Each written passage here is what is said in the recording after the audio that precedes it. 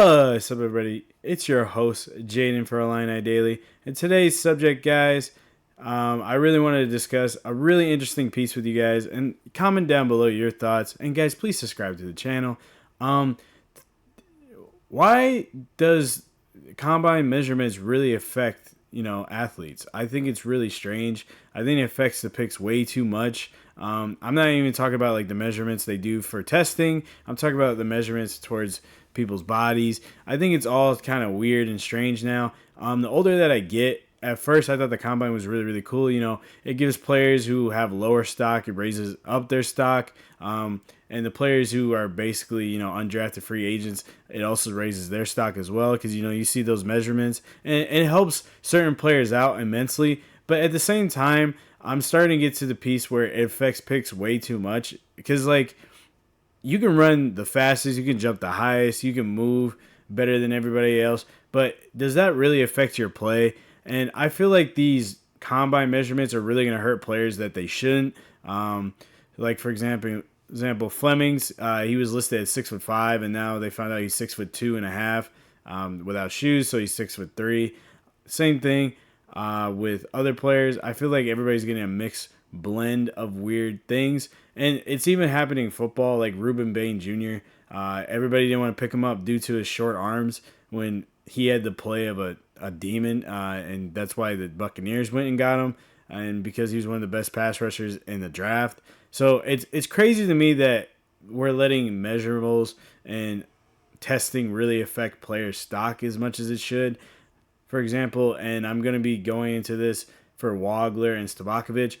For Waggler, it's going to probably, I think, hurt his stock a little bit versus Stojakovic. I think it actually helped his stock.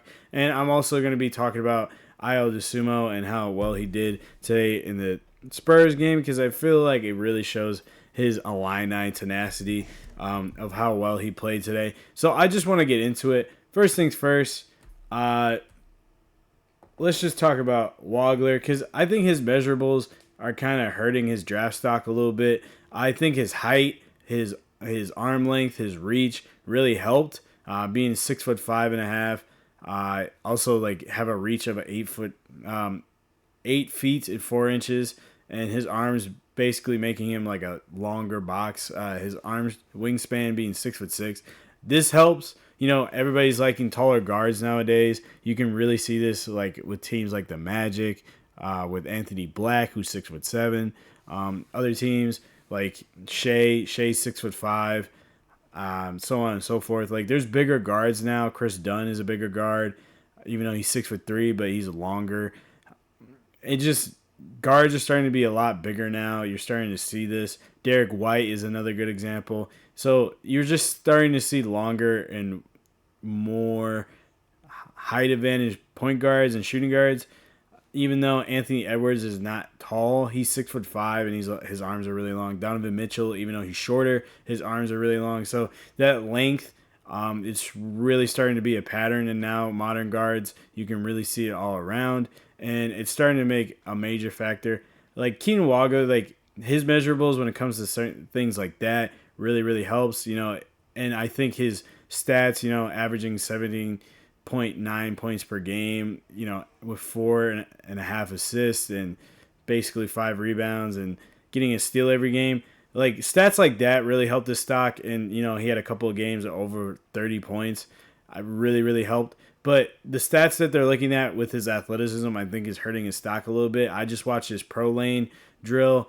He had 11.18 seconds, which is not terrible, but it's about like average on an athleticism scale.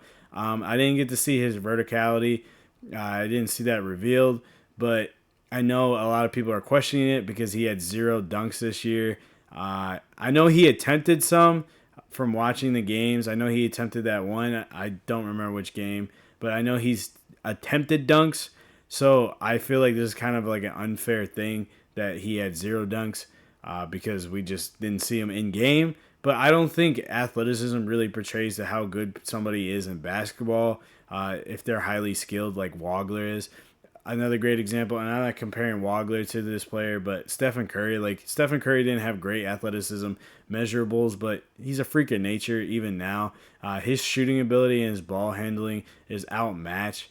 He's still averaging 20 plus, and being one of the older players, like 37 years old, really shows you how tenacious Steph is. And other guys like CJ McCollum. CJ's not the tallest player in the world, and he's not a slouch when it comes to athleticism, but he's not the freakiest athlete of all time. And it really shows that skills and ball handling really gives your game a higher advantage, and it helps you last longer. And even though he's not the most athletic guy and he is tall, but Jokic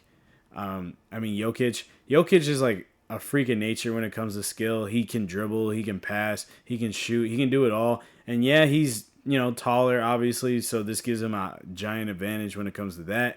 But he really doesn't need athleticism that really portrays his game. He's just really highly skilled. Even though Shea is a really good athlete, Shea's skill is on a different level, and you can see that when it comes to scoring. He's not trying to dunk on people. He can, but he chooses to rather score strategically and through fouls, and it's really poetic to see. And I feel like Waggler really has this skill that all these other guards don't really have. Maybe Acuff, but I don't think they really know how to use their bodies by getting fouled and finishing through contact on a consistent basis. And I'm not talking about trying to dunk on somebody or just being able to get fouled and ready to score as you're getting pushed around. And I feel like this is one of Waggler's biggest advantage. I feel like he always knows how to position himself to score, and regardless of the situation, he always can get an and one or two. And he's just really good at it. And I feel like this is a point that I think scouts really need to see.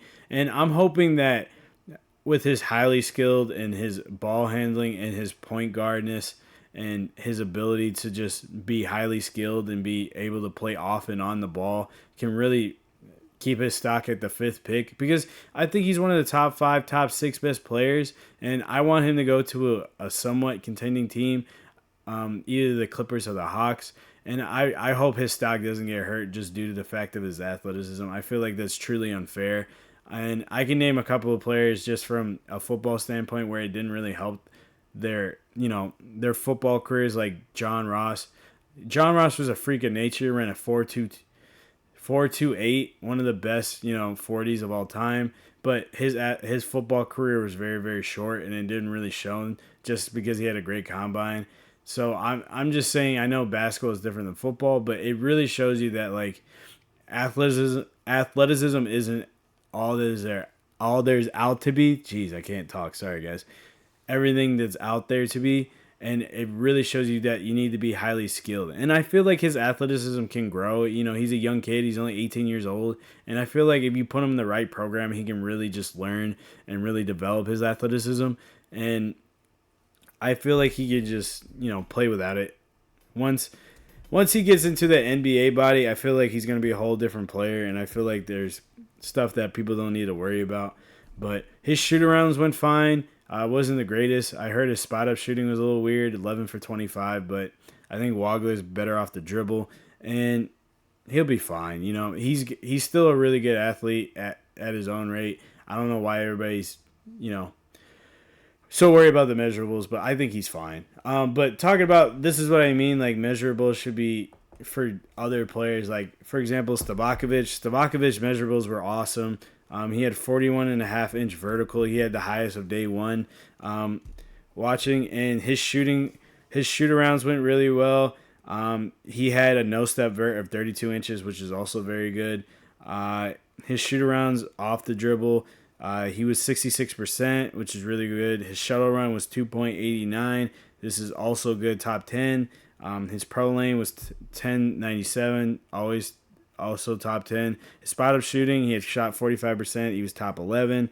And his side mid-range, he was 48%. And yeah, so Stojakovic had a really, really good day on, the measurables, which is what I was talking about. It's not for every single player. I feel like measurables I'm trying to word this correctly. Measurables should be helpful for people who need the help. Like, for example, Waggler's a predicted top 10 pick. Like, I think no matter what the measurables say, I think Waggler is a secure top 10 pick. I think everybody agrees with me, regardless of your thoughts against the Illini, or if you're a true Illini fan, take the biasness out. He's a top 10 pick. He showed that through his skill. He showed that through his ability. Stojakovic is on a different type of course. I feel like he needs to prove that he should be in an NBA roster.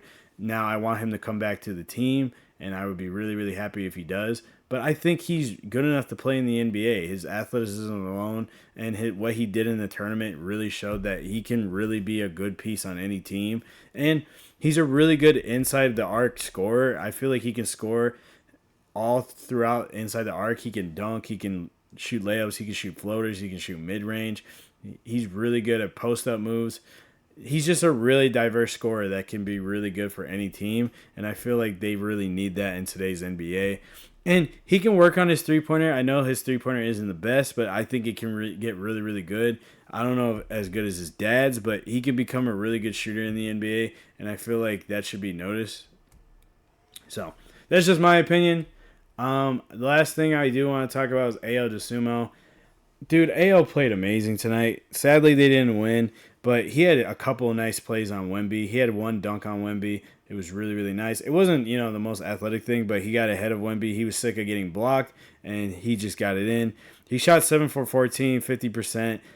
He had 9 rebounds. He had 4 really great assists, and he had 3 steals and 2 blocks. He was playing out of his mind. It really stinks that they didn't win. They got blown out, basically, 97 to 126.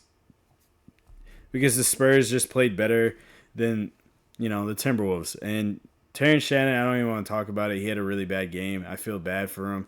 Everybody was just on him. They just had his number for that game. And he kind of lacked his confidence this game, but he'll pick it back up. But Io did not. Io was just hooping. He was making everybody contest his shots. He was making great looks. He was helping Ann out. He was helping Julius Randle. And he had a lot of great passes to Rudy Gobert, and I don't know. Rudy just wasn't clicking, and that sucks to see. But I think he's going to be a key piece to this team next year. I don't know what they're going to do because, they got Dante DiVincenzo. But I feel like Io and Anthony Edwards, chemistry, even with Terrence Shannon Jr., even though he didn't play the best, I feel like those guys' chemistries are going to be lifelong. Especially with Jaden McDaniels. I feel like they all click very well and they play well. When they're all on the court, they all know what they're going to do. They just have a weird problem with Rudy Gobert right now offensively, and it sucks to see. And sadly, I think they're going to lose this series. Wemby's being so dominant right now, and all their athleticism and defense really shows how tough they can be. So, I don't know. But we'll see. Hopefully they can pick it up because, right now the Timberwolves are the Illini Wolves. So I really hope that they can do better. And I'm really frustrated with how our players are playing. Maybe they can play better. So, and also comment down below your guys' thoughts about the combine. I think they're kind of structure weird. I think they should be not affecting stock as much as we think. Obviously, certain measurables are important, but I think it doesn't show how good the athlete or how athletic the player actually is, because some people aren't just good at tests. Jokingly and realistically, some people just aren't good at that. So I hope you guys enjoyed today's episode, and I'll see you guys next time. Deuces.